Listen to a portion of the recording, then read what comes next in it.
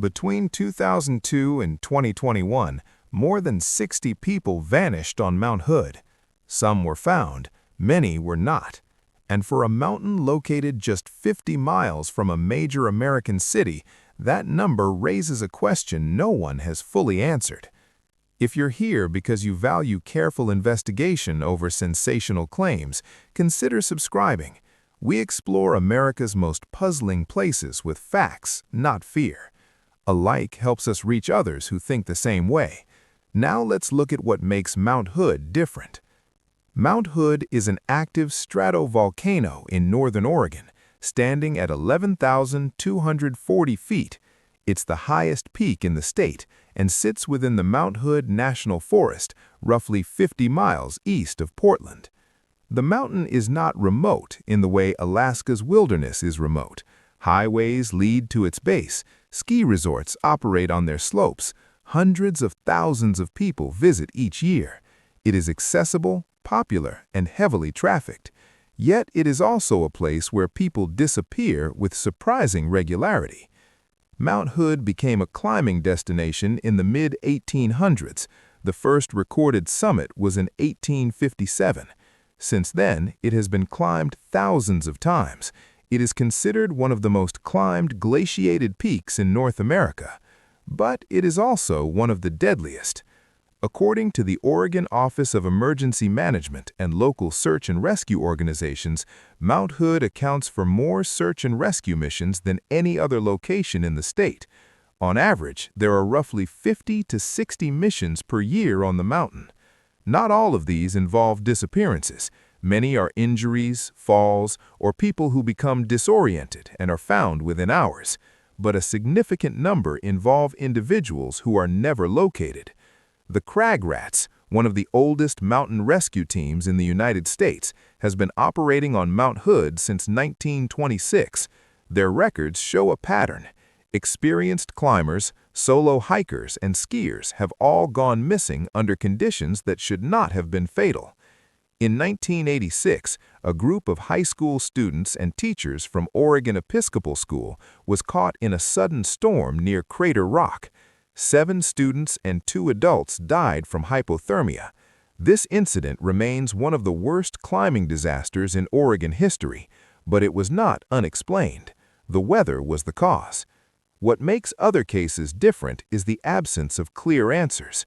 In 2002, 3 experienced climbers, Kelly James, Brian Hall, and Jerry Cooke, attempted a winter ascent. Kelly James became stranded near the summit. His body was found in a snow cave. The other 2 vanished. Despite extensive aerial searches, ground teams, and months of effort, Hall and Cooke were never recovered. In 2006, a solo climber named Katie Nolan disappeared while descending from the summit. Search teams found her ice axe. They found tracks. Then the trail ended. Nobody, no further evidence. In 2009, experienced climber Luke Truitt vanished while climbing the south side. His car was found at the trailhead. His gear was accounted for.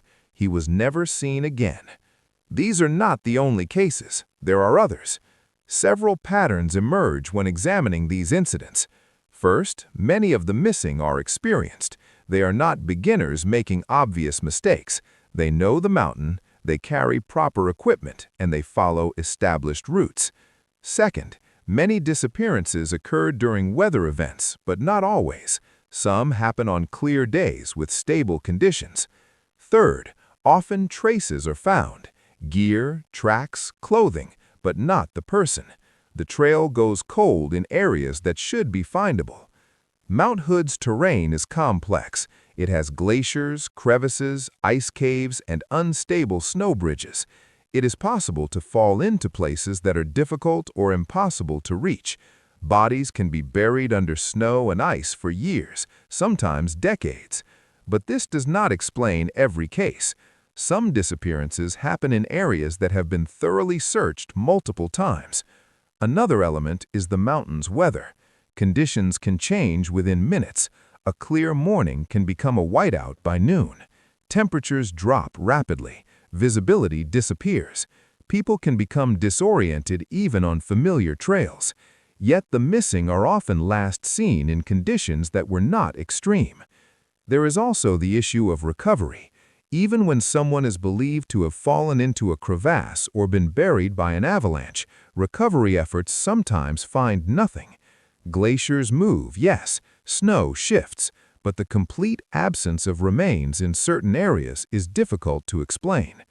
Several theories attempt to explain the disappearances.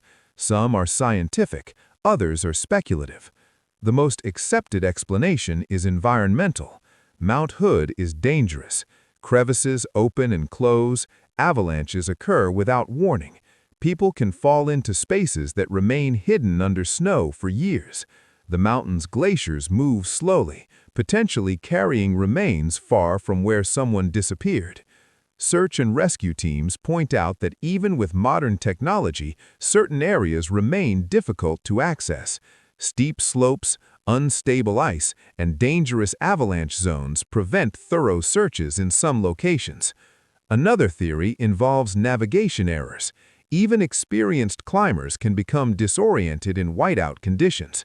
Without clear visibility, it is possible to wander off established routes and into hazardous terrain.